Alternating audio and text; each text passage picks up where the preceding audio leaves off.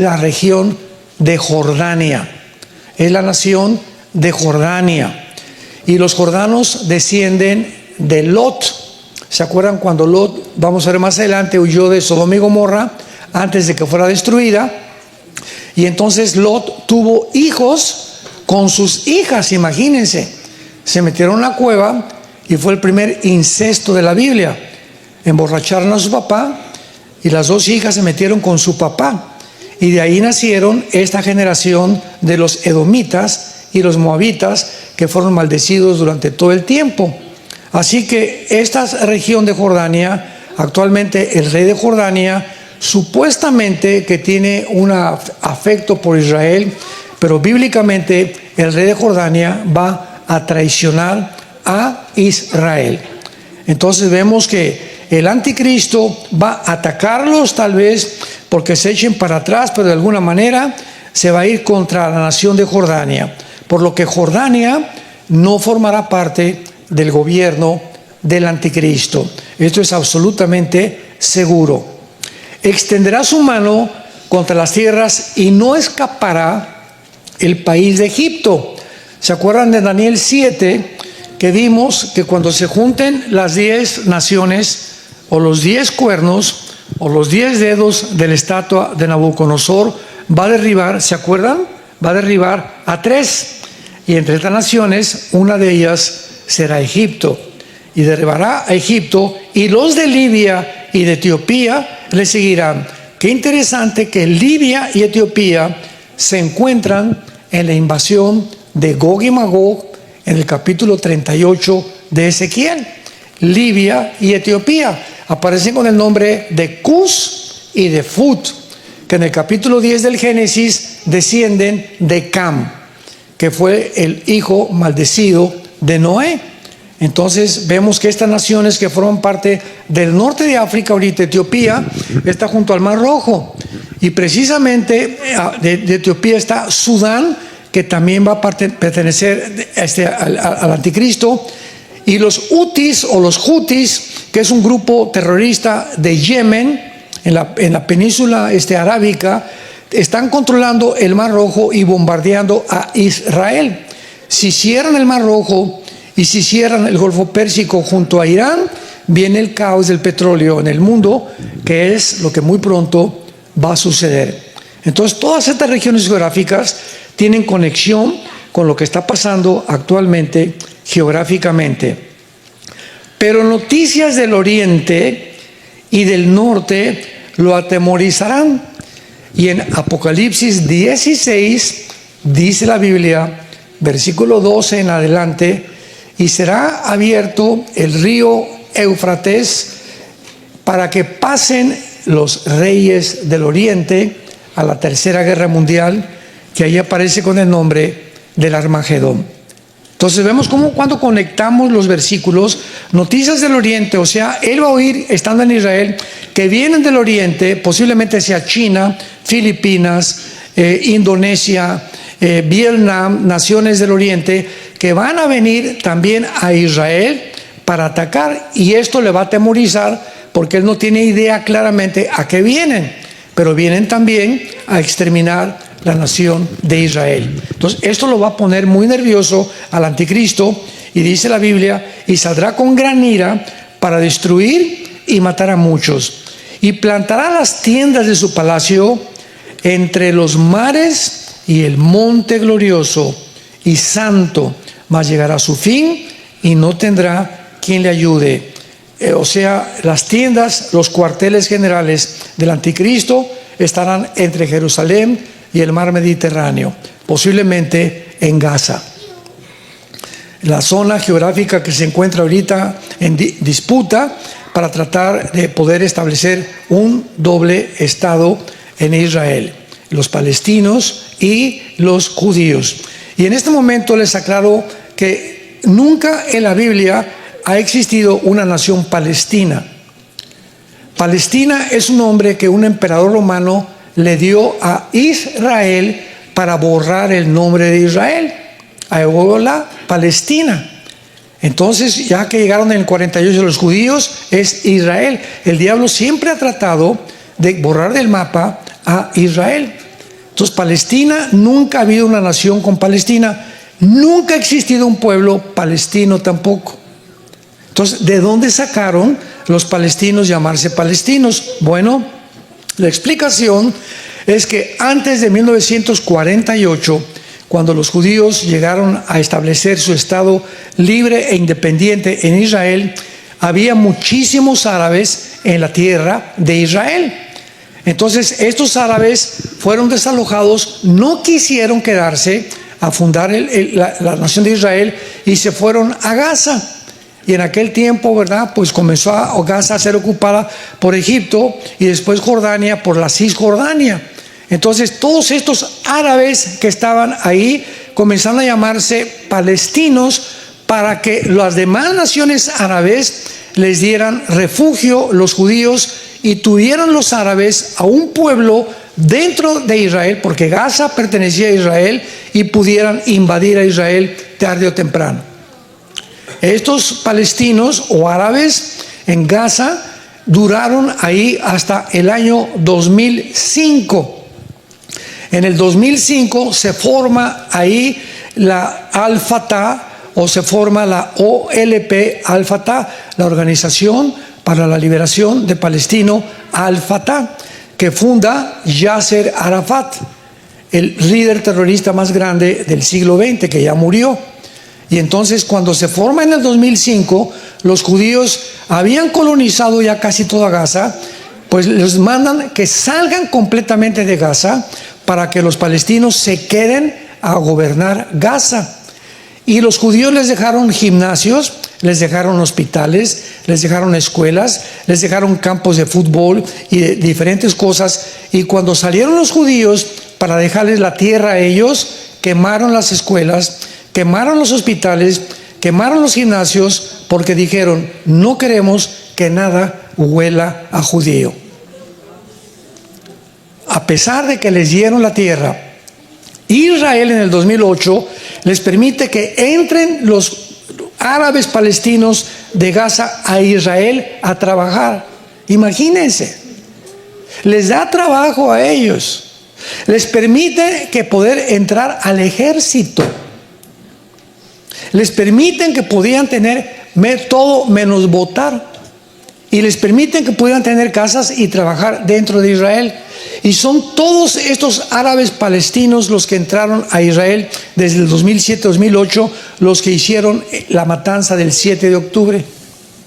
Porque estaban espiando cuando los soldados entraban, cuando salían, y agarraron a Israel en un sábado que estaban celebrando la fiesta de Hanukkah, una fiesta sagrada para Israel, y mataron a más de 1,250 civiles. Se llevaron de rehenes a 250 bebés. Nunca en la historia está prohibido por el Instituto de Criminología de la Guerra llevar rehenes, tomar rehenes niños. Pues se llevaron bebés de 8 meses de nacidos de rehenes. Se llevaron niños de 1 año, niños de 5 o 6 años, jóvenes adultos y hombres de la tercera y de la cuarta edad. De rehenes a Gaza, a los túneles, donde a todas las mujeres las violaron, a los niños bebés los metían en hornos microondas y los quemaban vivos enfrente de los papás. Toda esta masacre, esto fue un verdadero genocidio. Después el mundo responde al revés, y en lugar de que el mundo, por favor, liberen a los rehenes, no, liberen Gaza y liberen a Palestina. Cuando los mismos ciudadanos palestinos están queriendo ser librados de Hamás, el grupo terrorista. Entonces el pueblo palestino está sufriendo como el pueblo de Venezuela del gobierno, como el pueblo de México del gobierno, como el pueblo de Cuba del gobierno. Los palestinos están sufriendo del gobierno que lo tomó Gaza, un grupo de terroristas, los que se llama Hamás. Y andan con sus banderas desde el río hasta el mar: liberen a Palestina, libérenlos de Hamás, por el amor de Dios. Bueno, todo esto, ¿verdad?, ha sido una campaña diabólica para tratar de distorsionar la realidad, la historia. Y como dicen, ¿verdad?, tienes que ir a la tierra de Israel para conocer la verdad. Toda la información que tenemos, ¿de dónde viene? De los medios de comunicación. Y de acuerdo a la influencia que los medios de comunicación tengan, como la famosa televisión CNN, que es la más diabólica de todas. Yo esa estación no la oigo para nada, porque todo lo que oigas es ataque al cristianismo, ataque al gobierno, ataque a esto, ataque a Israel. Es una cadena completamente antisemita, diabólica completamente, y todas son puras distorsiones. Trump dijo que iba a acabar con ella, pero desgraciadamente no ha podido acabar con esa cadena de televisión, de acuerdo a la segunda enmienda de la Constitución de Estados Unidos, que permite la libre expresión. Aquí en este país puede haber iglesias de Satanás. ¿Sabían? Por la libertad de expresión de la segunda enmienda. Muy bien. Entonces, en el capítulo 12, que es el último capítulo de Daniel, comienza diciendo en aquel tiempo. ¿De qué tiempo está hablando? Del final tiempo de la tribulación. Vámonos cronológicamente a ubicarnos. En aquel tiempo, o sea, en los últimos 3 años de la tribulación, se levantará Miguel. Esto está conectado con Apocalipsis 12, versículo del 8 al 10. Y vi una gran guerra en el cielo, donde Miguel y sus ángeles peleaban contra Satanás y sus ángeles, y fueron derrotados, y Satanás fue echado a la tierra con gran ira para perseguir a los judíos y a los cristianos que se convirtieron durante la tribulación. En aquel tiempo se levantará Miguel. Miguel es el arcángel de la nación de Israel.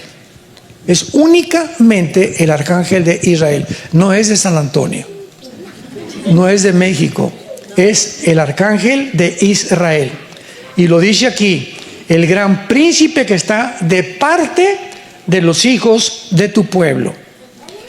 Y será tiempo de angustia. Esta frase, tiempo de angustia, et sará en el hebreo, significa el tiempo o el final de la tribulación, que también lo encontramos en Jeremías 30, del 6 al 8, donde dice: habrá tiempo de angustia para Jacob. Jacob representa a Israel. Y comienza a narrar y termina Daniel sin que él supiera, cuando escribió esto, a qué se refería el tiempo de angustia. Tiempo como nunca desde que hubo gente habrá hasta entonces. Esto está igual a Mateo 24, 21 y 22. Jesucristo dijo: habrá gran tribulación como nunca jamás la ha habido. O sea, siempre ha habido tribulación, siempre ha habido guerras, etcétera, etcétera, temblores, tsunamis, pero en este tiempo dice como nunca lo ha habido, porque los juicios de Dios que están en Apocalipsis, que son 21, 7 sellos, 7 trompetas, 7 copas, el mundo no ha conocido nada semejante al sufrimiento que habrá en este planeta. Gracias a Dios que nosotros ya no estamos aquí. Pero en aquel tiempo, vamos a poner ya mucha atención a esto, será libertado tu pueblo. No será hasta el final de la tribulación, cuando Israel deje de ser perseguido. Cuando en el momento que ya los ejércitos del mundo, en el valle del Megiddo o en el valle de Josafat, Joel capítulo 3, rodean a Israel para aniquilar, exterminar a Israel, viene Jesucristo con todos nosotros. Pero primero Jesucristo viene en una nube y se para en Petra. Ahí se van a esconder muchísimos judíos. Después de Petra, Él llega al Monte de los Olivos, se para en el Monte de los Olivos, se hace un valle grandísimo, Zacarías 14 del 1 al 5, y ahí en ese tiempo dice la Biblia que los judíos verán al Mesías, llorarán, se ha derramado un espíritu de gracia y de perdón en sus vidas. Romanos 11, 25 y 26, y todo Israel será salvo. Aquellos que reconocieron al Mesías, porque va a haber miles de judíos también en el infierno. O sea, no todos los judíos van a ser salvados, solo aquellos que le entregaron su vida al Mesías. Dice: todos los que se hallen escritos en el libro. Muy bien. Y muchos de los que duermen en el polvo de la tierra serán despertados. Y aquí vemos una resurrección en la venida de Cristo. En la Biblia hay 2 resurrecciones. Juan capítulo 5, dijo Jesucristo: ven en la hora cuando todos los que están en los sepulcros, oirán la voz del Hijo del Hombre. Unos para vida eterna, otros para condenación eterna. Ahí parecería que las dos resurrecciones son iguales, o hay una similitud en la resurrección, o serán el mismo día. Sin embargo, la primera resurrección lo explica 1 Corintios 15, 32 en adelante, el apóstol Pablo, diciendo: primero fue las primicias Cristo, después resucitarán los que somos de Cristo, el rapto nosotros, y en tercer lugar viene la resurrección al final de la tribulación. En el milenio va a haber otra resurrección. Al final del milenio, el gran trono blanco, Apocalipsis 20, del 15 al 19, y habrá 4 o 5 resurrecciones que se llama la resurrección de los injustos. Pero la de nosotros se llama la primera resurrección, porque resucitamos en el rapto, después la resurrección de los 144,000, los 2 testigos van a resucitar al final de la tribulación. Todos ellos pertenecen a la primera resurrección, la resurrección de los justos, que somos nosotros. Entonces, dice la Biblia, serán despertados unos para vida eterna y otros para vergüenza. En el rapto, ¿quiénes vamos a resucitar? Esto es muy importante. No todos. Tú te vas a quedar. A ver. Yo no dije quién, ¿verdad? En el rapto vamos a resucitar solamente los cristianos desde Pentecostés hasta nuestros días. Los santos del Antiguo Testamento van a resucitar después de la tribulación, o sea, los judíos. ¿Cómo lo sabemos? Porque en primera de Tesalonicenses 4, del 10 al 17, que habla del rapto, dice: y los que son de Cristo resucitarán. Los que somos de Él, los que estamos en el cuerpo de Cristo, que es la iglesia, somos un cuerpo, bautizados en el cuerpo de Cristo. Él es la cabeza, nosotros unos el pie. Dice 1 Corintios capítulo 12, otros la nariz, otros la oreja, pero el cuerpo de Cristo se conforma con Él como la cabeza. Y este cuerpo, la iglesia, no existía en el Antiguo Testamento. En el Antiguo Testamento no había nacido de nuevo. No había, repito, el Espíritu Santo entraba a una persona y se salía de la persona. La iglesia es la morada ahora del Espíritu Santo, habitando entre nosotros. Entonces, desde el rapto a nuestros días, solamente los cristianos que le entregaron su vida y siguieron a Jesús, vamos a ser arrebatados y no vamos a experimentar qué es morir. Porque el rapto era un misterio. 1 Corintios 15, 52, 53. Y aquí os digo un misterio, dice Pablo: muchos que estamos dormidos no vamos a dormir, no vamos a morir. ¿Qué es el rapto? Una generación de seres humanos que no vamos a atravesar la muerte. De repente, ahorita saliendo, mañana, no sé, un mes, un año, miles de personas desaparecieron del mundo. Pilotos que van a chocar porque los aviones, el piloto era cristiano y se chocó el avión. Congestionamiento en las carreteras de tránsito, los hospitales vacíos de bebés, porque todos los bebés y todos los niños menores, ¿verdad?, de 5, 6, 7 años desaparecerán. Jesús dijo: el reino de los cielos, dejar que los niños se acerquen a mí. Los niños le pertenecen a Dios, son los que se van a ir con nosotros. Va a haber una confusión impresionante en el mundo y van a tener que contestar: se los llevaron los ovnis. Va a ser la respuesta de los científicos a la desaparición de millones de personas en el mundo. Versículo 3: y los entendidos, sakal en el hebreo, sakal es la palabra entendidos, que significa los que están, escuchen esto, los que están conscientes de la realidad. O sea, todo el mundo vive una fantasía. Platicábamos del Foro Económico Mundial, que son los mejores genetistas, políticos, diplomáticos, politólogos, ex embajadores y presidentes, creyendo que van a crear una raza superior. Viven, ¿verdad?, completamente peor que marihuanos. Yo siempre les digo: son marihuanadas. No viven la realidad. ¿Quién es la única persona? Porque hay personas que viven, son muy, muy positivas, otros que son muy, muy negativas, y el cristiano no es ni muy positivo ni muy negativo. El cristiano vive en medio. El balance es el estado perfecto del ser humano. Y este balance, estar en medio, ni para acá ni para allá, sino en medio, es la única forma que se logra teniendo a Cristo como tu Salvador. Y somos los que debemos de vivir la realidad. Somos los que estamos conscientes de lo que está pasando en el mundo. Y no nos extraña ni nos asusta ya nada. Cayó el dólar, que cayó esto, que el petróleo, no nos asusta nada. La paz que sobrepasa todo entendimiento guarda nuestros pensamientos en nuestro corazón en Cristo Jesús. Porque mi Señor me dice, nunca te voy a dejar, nunca te voy a abandonar. Entonces, ¿por qué te asustas? ¿Por qué temes, hombre? El temor a Dios es lo que nos mantiene tener paz en el corazón. Y da una señal el Espíritu Santo, versículo 4, que en los últimos tiempos el mundo, la ciencia, el conocimiento aumentará. Como ya lo vimos en las conferencias pasadas, el siglo XX fue el resurgimiento completamente de la ciencia nuclear, de las medicinas, se inventó la televisión, los focos, las píldoras anticonceptivas, todo se inventó a partir del siglo XX.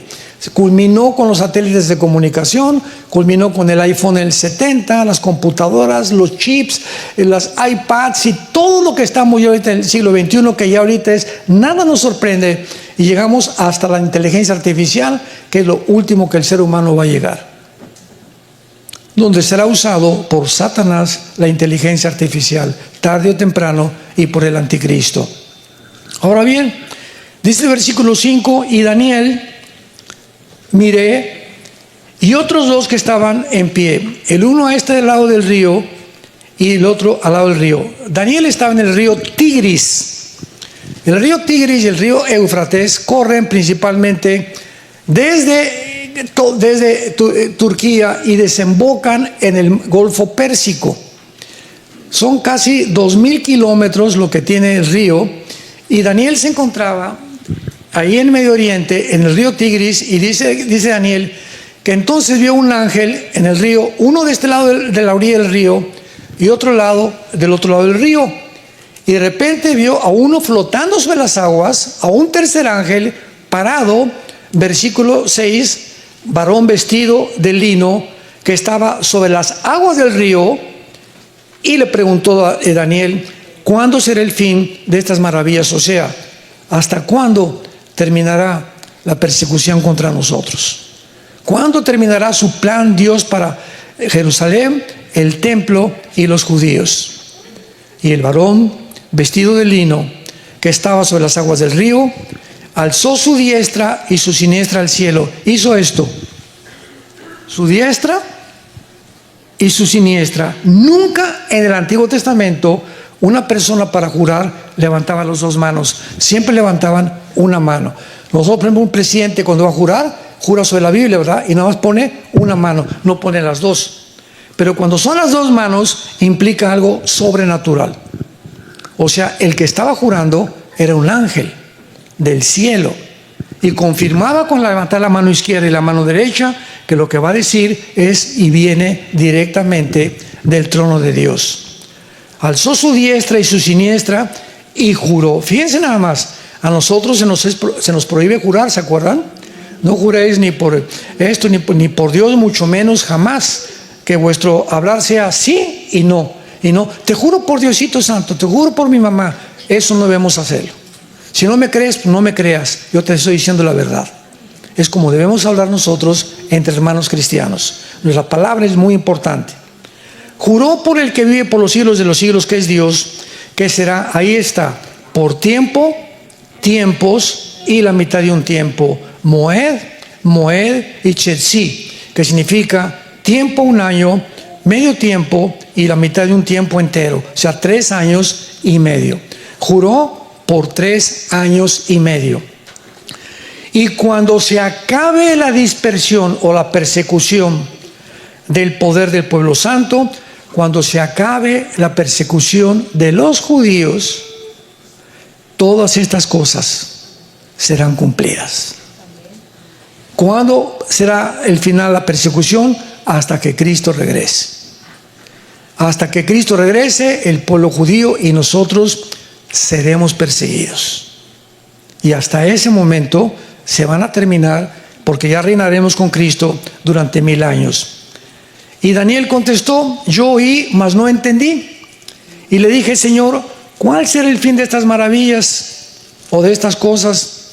Él respondió: anda, Daniel, estas palabras están cerradas y selladas hasta el tiempo del fin. Escuchen lo que dice la Biblia. Nadie va a entender esto, ya lo vimos, hasta la generación que estamos viviendo nosotros. Muchos limpios y emblanquecidos serán limpios y emblanquecidos y purificados. Los impíos procederán, o sea, los malos van a seguir siendo malos, pero más que malos van a llegar a la perversión, a la degradación. Y ninguno de los impíos entenderá, pero los entendidos, los sacal, comprenderán. Vemos nosotros que en este tiempo en que estamos viviendo, lo que más necesitamos es entendimiento de lo que está pasando en el mundo. ¿Quién tiene razón? ¿Los de Hamas? ¿O es realmente genocidio lo que está haciendo Israel?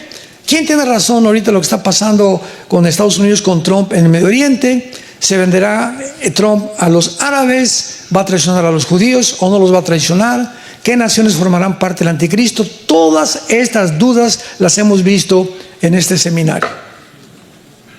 ¿Con qué razón? Para que tengas entendimiento y sepas y abras los ojos de lo que está pasando en el mundo. Vayamos a Mateo 24 y veamos lo que Jesucristo dijo acerca de los tiempos en que estamos viviendo actualmente. Dice Mateo 24, versículo 36 en adelante, es Jesús hablando, mas del día y la hora nadie la sabe. Del 36 al 51 es el rapto de la iglesia. Todo esto que vamos a leer ahorita es el rapto de la iglesia. El día y la hora, ¿de quién está hablando? Del rapto. No está hablando de la segunda venida, porque la segunda venida viene con fenómenos cósmicos. Se va a oscurecer el sol. Los que estén en la tribulación, cuando el anticristo entre a ofrecer la abominación desoladora, los cristianos, cuando vean esto o lo oigan, van a saber y van a comenzar a contar los días hasta los 3 años y medio, y sabrán cuándo viene Jesucristo. En aquella época, nosotros, cuando dice el día y la hora, se refiere ni a los ángeles, se refiere al rapto de la iglesia, no a la segunda venida de Cristo. Mas como en los días de Noé, así será la venida del Hijo del Hombre. Como en los días antes del diluvio estaban comiendo, bebiendo, casándose y dándose en casamiento, hasta el día que Noé entró en el arca, y no entendieron. No ginosco. Esta palabra en el griego, ginosco, es un conocimiento por experiencia.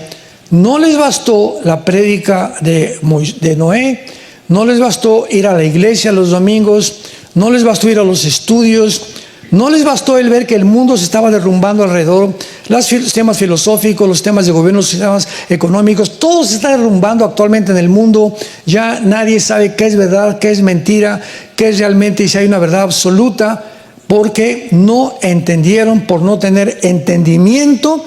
Y así pasó en los tiempos de Noé. No entendieron hasta que vino el diluvio y se los llevó a todos.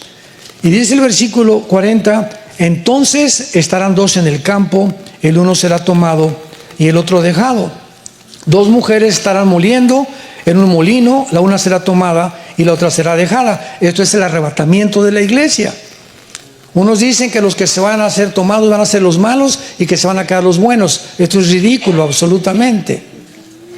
Entonces, ¿de qué está hablando Jesucristo? Que de repente vas a amanecer mañana y de repente tu esposo ya no está, o tu esposa ya no está, y va en el campo, van a estar labrando y va a estar el labrador, y a lo mejor la esposa ya no está y el esposo sí está, o a lo mejor ninguno de los dos está y los hijos se quedaron. Pero en el rapto va a haber una división impresionante de familias.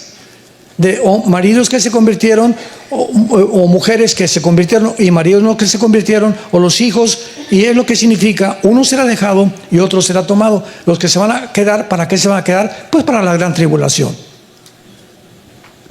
Entonces no podía estar hablando de la segunda venida de Cristo, está hablando del arrebatamiento de la iglesia, y lo corrobora lo que seguimos leyendo. Velad pues, porque no sabéis. Ahí está. La segunda venida sí se sabe, los que estén en la tribulación, cuándo viene Cristo. Hay cantidad de señales que van a tener. Nosotros no sabemos a qué hora viene el Señor. Pero sepan esto, que si el padre de familia supiera a qué hora el ladrón habría de venir, velaría y no dejaría minar su casa. Por tanto, ustedes también están preparados. ¿Se acuerdan Mateo 25, la parábola de las vírgenes? Que eran 10 vírgenes con sus lámparas, y se oyó la voz del esposo, que es el rapto, y cuando oyeron la voz del esposo, 5 de las vírgenes tenían lámpara. La lámpara, el aceite significa la Biblia, el aceite, el Espíritu Santo. Entonces estaban 10 mujeres, 10 vírgenes, y la iglesia es retratada como una virgen. Según de Corintios 11, como una virgen los desposé para Cristo, dijo el apóstol Pablo. Entonces está retratando las 10 vírgenes a la iglesia. La mitad están con la Biblia, sí tienen la Biblia, pero nunca el diablo es más diablo que cuando tiene la Biblia. Los mormones tienen la Biblia, hay hindúes que tienen la Biblia, hay cantidad que tienen la Biblia y no son cristianos. Necesitas la Biblia más el Espíritu Santo, que es el aceite. Entonces viendo la voz del esposo, y los que tienen el aceite corrieron y se fueron con el esposo, y las otras llegaron: ábrenos la puerta. Y dice Jesús algo tremendo, que sabemos que no eran salvas. Yo no las conozco. Y dice 1 Timoteo 5, Dios conoce a los que son suyos. Y entonces me dirán: Señor, Señor, hablamos lenguas, hicimos milagros. Y les diré: nunca los conocí, hacedores de maldad. Entonces vemos que debemos estar preparados, llenos del Espíritu Santo, para irnos en el arrebatamiento de la iglesia. Y veamos algo semejante en Lucas 17, con el tiempo de Lot, lo que pasó con Sodoma y con Gomorra. Dice así, Lucas 17, versículo 28. Asimismo, otro ejemplo, ¿cómo sucedió en los días de Lot? Comían, bebían, compraban, vendían, plantaban, edificaban. Pregunta, me detengo aquí. ¿Es pecado comer? ¿Es pecado beber? ¿Es pecado plantar y edificar? ¿Por qué se usan estas palabras que no son pecado como ejemplo de lo que la gente estará ocupada cuando venga Jesús? Porque lo vimos en Mateo 24. Comían, bebían igualmente, plantaban, se casaban. No hay pecado con todo esto, pero dice, no entendieron. O sea, comían, plantaban, vivían, se casaban sin tener en cuenta a Dios. Hay muchas cosas que la gente hace, yo no peco, pero no tienen en cuenta a Dios, viven sin Dios, son peor que los ateos. Entonces no implica muchas veces el ser muy malo para que tú te puedas condenar, porque hay personas, ¿verdad?, que no creen en Cristo, o perdón, al revés, hay personas que dicen que creen en Cristo pero viven como ateos. Su Biblia la leen solamente el domingo o una vez a la semana, nunca oyen conferencias, nunca tienen estudios bíblicos, viven como ateos y dicen que conocen a Dios. Si conoces a Jesús, lo sigues, y no puedes seguirlo sin la palabra de Dios.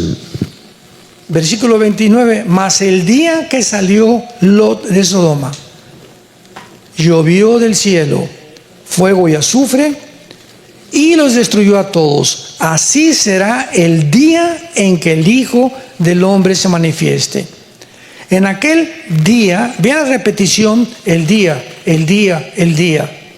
En aquel día, el que esté en la azotea y sus bienes en casa, no descienda a tomarlos. El que esté en el campo, no vuelva atrás. Acuérdense de la mujer de Lot. ¿Se acuerdan qué le pasó a la mujer de Lot? Génesis capítulo 19. Llegó el ángel a Sodoma. Desde los niños, jóvenes y adultos eran homosexuales. Habían ya pervertido a los infantes, los sodomitas. Y cuando llegaron los ángeles para sacar a Lot, le dijeron: vámonos, porque Dios va a destruir estas ciudades. Entonces fue Lot con sus parientes: ¡ey! Vámonos. Y nadie le hizo caso a Lot. Había perdido su testimonio tan grave, Lot, que ni su familia creía en él. Y cuando ya iban saliendo de Sodoma, venía la esposa y las dos hijas y les dijo al ángel: no volteen atrás. Todo esto tiene una teología espiritual: no volteen atrás. Pues ahí van corriendo, saliendo de la ciudad, y la esposa de Lot hace esto. Y cuando voltea para atrás, se convierte en una estatua de sal. ¿Se acuerdan qué significa la sal? En Mateo capítulo 5, ustedes son la sal del mundo. La sal es la que preserva la comida, la que evita que la carne se eche a perder rápidamente. Entonces, mientras el cristiano mantiene su testimonio, estamos salando al mundo. Somos los únicos que le damos sabor a la gente,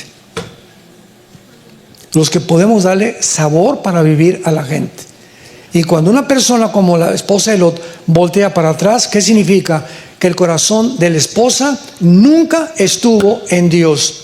Ella volteó y quería ver dónde estaba su mundo, su salón de belleza, etcétera, etcétera, sus vestidos, su dinero, todo aquello, porque su corazón estaba en el mundo. Realmente hay cantidad de mujeres y de hombres que no están esperando con ansias. Muchos dicen: ay, pero yo quisiera que venga dentro de 10 años porque quiero comprar un coche y me falta comprar una casa y quiero ver a mis hijos, a mis nietos crecer. Por el amor de Dios, hermanita, hermanito, ya crezcamos, ya seamos maduros. Cuando vamos con Cristo, tus nietos van a estar mejor, vamos a tener mejores cosas.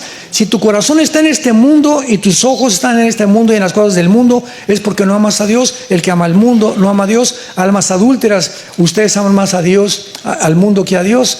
Dice Santiago, 1 de Juan capítulo 2. Y si tenemos ese concepto de la vida, dice, acuérdense la mujer de Lot, o sea que cuando venga Jesucristo va a haber muchos cristianos con su corazón y su mirada en el mundo. Se van a quedar. La esposa de Lot no salió, ahí se quedó congelada, como una estatua de sal, como un ejemplo para antes de que venga Jesucristo. Ahora, si la Biblia está comparando dos épocas, que es la de Noé y la de Lot, es interesante que vayamos al capítulo 6 del Génesis y podamos entender ya con más profundidad por qué Dios compara la época de Noé y por qué comparó la época de Lot. En la época de Noé, antes del diluvio, los ángeles caídos, de acuerdo al libro de Enoc, bajaron al monte Hermón, que es la frontera entre Siria e Israel, y atacaron a las mujeres, hijas de los hombres, y de alguna manera alteraron la genética humana. Es el primer intento del transhumanismo en el capítulo 6 del Génesis. Y de esta mezcla, ángeles, mujeres humanas, procrearon gigantes de 4 o 5 metros de altura, llamados los Nefilim, que lo dice el versículo 4 de Génesis 6. Había gigantes en la tierra después que se llegaron, o sea, después que se mezclaron los hijos de Dios a las hijas de los hombres y les engendraron hijos. Y la palabra gigantes es la palabra hebrea Nepilim, con H intermedia, que significa los caídos. Viene la raíz napal, que significa caerse. ¿Quiénes son los caídos? Los ángeles caídos que cayeron con Lucifer. Bueno, produjeron gigantes con 12 dedos en las manos y 12 dedos en los pies. Y estos gigantes pervirtieron completamente al ser humano, le dieron al ser humano conocimientos de cómo construir las torres de Giza, las torres de Machu Picchu en Perú, a los mayas, cómo pudieron ellos hacer el calendario de 365 días sin telescopio, sin computadora. O sea, hay vestigios en el mundo de que una civilización antes que nosotros estuvo en este mundo y dejaron su huella. Y esta civilización que estuvo antes de nosotros, le llaman en Discovery Channel, en el National Geographic, le llaman los extraterrestres. Que de alguna forma fueron extraterrestres, pero son los ángeles caídos que habitaron el mundo durante 1000 años antes del diluvio. Pero vean ustedes las características en el versículo 6 de esta generación. Génesis 6:5. Vio Jehová que la maldad de los hombres era mucha en la tierra, y que todo designio de los pensamientos del corazón de ellos era de continuo hacia el mal. Versículo 11 y 12. Y se corrompió la tierra. Esta palabra corromper es la palabra hebrea sachat, sachat con S de Samuel y CH, sachat, sachat se pronuncia, que significa corrupción moral. Moralmente, la raza humana estaba como en el tiempo del siglo XXI, sobre todo con la administración pasada en Estados Unidos de los demócratas que propagaron el movimiento LGTB, que a los niños se les enseñara la ideología de género en las escuelas desde los 5 años de edad, que se autorizaran todas las clínicas de aborto en Estados Unidos. Nunca la degradación moral en este país había llegado como la administración pasada. Se corrompió la tierra y estaba la tierra llena de Hamás. De Hamás. ¿Qué significa la palabra Hamás? El nombre del grupo terrorista de Gaza significa violencia. Qué interesante.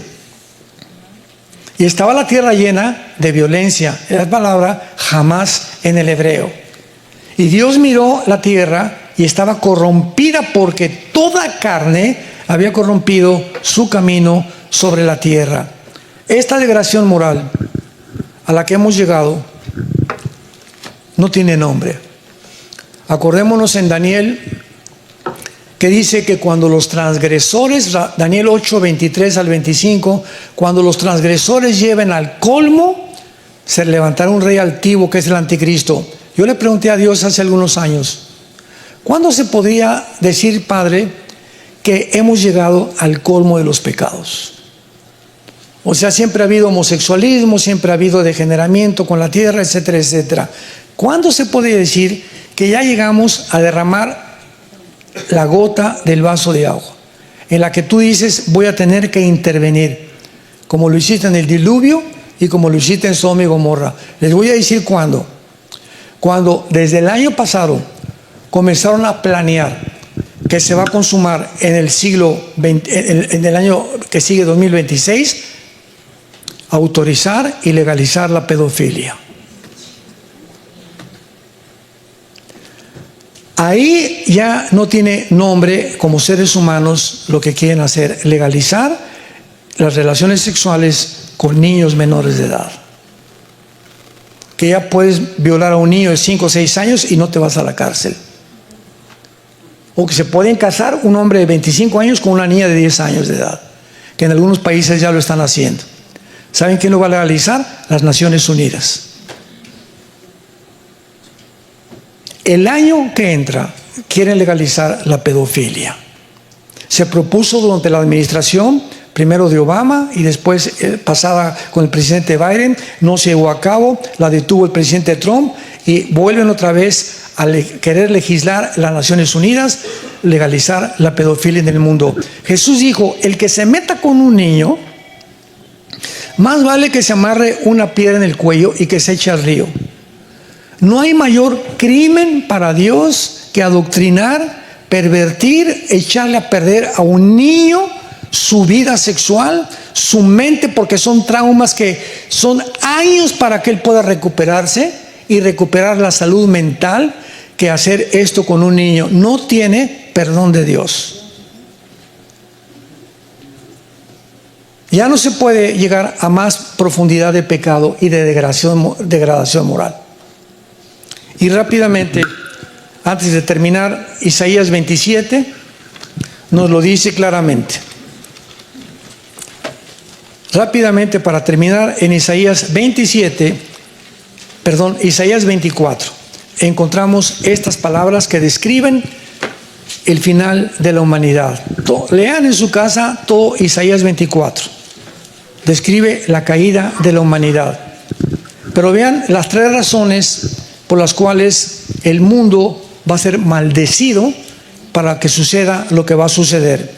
Dice versículo 4 al 6, Isaías 24, versículo 4, se destruyó, cayó la tierra, enfermó, o sea, están enfermos ya, cayó el mundo. Enfermaron los altos pueblos de la tierra y la tierra se contaminó bajo sus moradores. Número 1, porque traspasaron las leyes. Número 2, falsearon el derecho. Y número 3, quebrantaron el pacto sempiterno. Por esta causa, la maldición consumió la tierra. La tercera cosa, quebrantaron el pacto eterno, es el pacto del matrimonio. Es el pacto de la familia. Lo primero que Dios instituyó fue el matrimonio con Adán y Eva. El matrimonio es la institución más santa, más sagrada que existe en la Biblia, el matrimonio. Porque es el matrimonio donde se producen la familia, un hombre, una mujer, los niños y la descendencia y los nietos o bisnietos, tercera y cuarta generación.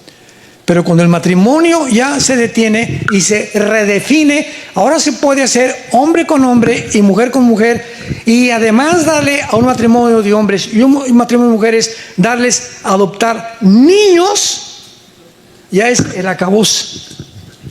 Ya están enfermos, completamente enfermos. Por eso Dios hizo varón y hembra, porque los muchachos necesitan el patrón de tener un padre. Los niños tienen que identificarse con nosotros, las niñas con las mujeres. Y yo no le puedo dar a una niña lo que mi esposa le puede dar, ni tampoco puede dar a mi esposa a lo que yo le puedo dar a mi hijo varón.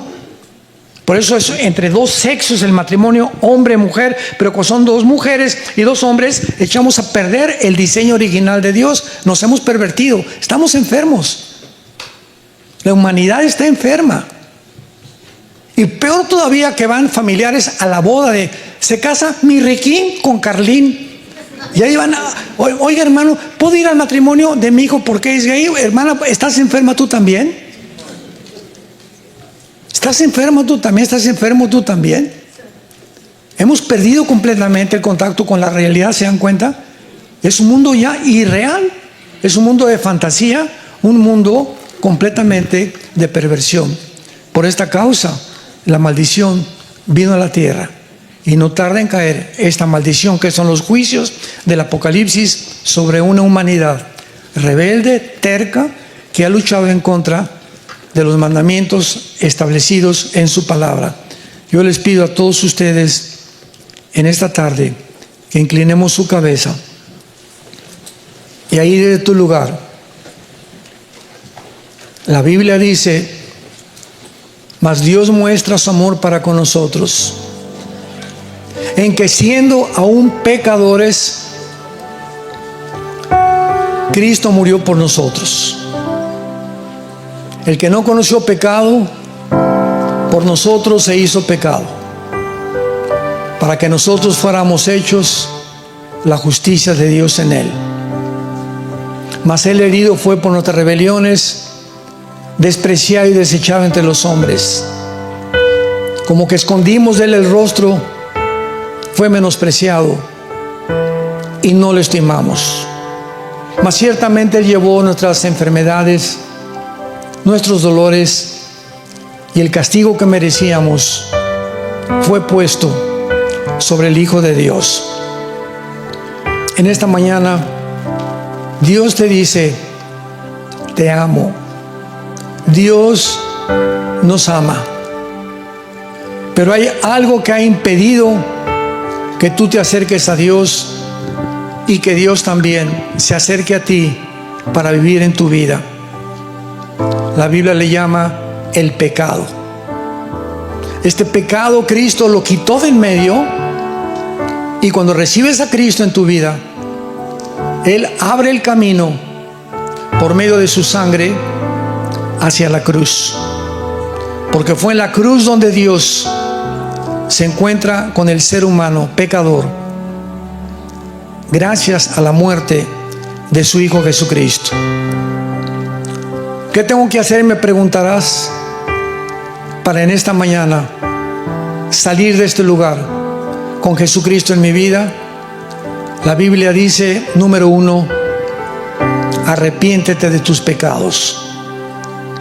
Reconoce que en este momento tu vida vive en pecado, que eres un rebelde, eres una rebelde contra los mandamientos de Dios. Y así, con todo y tu rebelión y con todo tu pecado, cree que en la cruz la sangre de Cristo nos limpia de todo pecado, y que a los 3 días resucitó de los muertos para darnos la esperanza de vivir con Él por toda la eternidad. Y dile estas palabras simplemente, que salgan de tu corazón. Señor mío y Dios mío, perdóname. No soy la persona que tú quieres que yo sea. Creo que en esa cruz pagaste por mí con tu sangre preciosa. Ahora te pido, yo pecador, que no merezco nada más que entres a mi vida, y que por tu gracia me laves con tu sangre de todas mis maldades, de todos mis pecados, y me des el poder de la corta vida que me queda, vivirla para ti. Ya no quiero vivir para mí ni para mis pecados, quiero vivirla para ti. Te pido, Señor Jesús, que en este instante entres a mi vida. Te abro mi corazón para que entres como mi Señor y mi Salvador. Gracias por darme la vida eterna, y gracias por perdonar mi vida, porque ahora la viviré para ti. En el nombre de Jesús. Amén.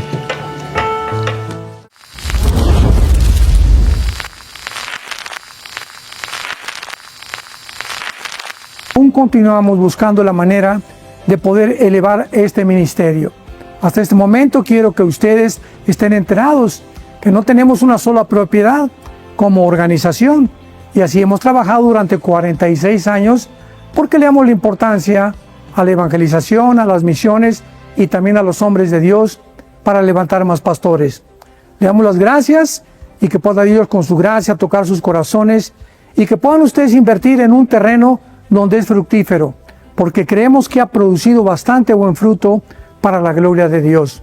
Gracias, muchas gracias por sus aportaciones y por las donaciones que sabemos ustedes continuarán haciendo para que podamos continuar siendo fieles en la predicación del Evangelio de la gracia de Dios. Que Dios les bendiga.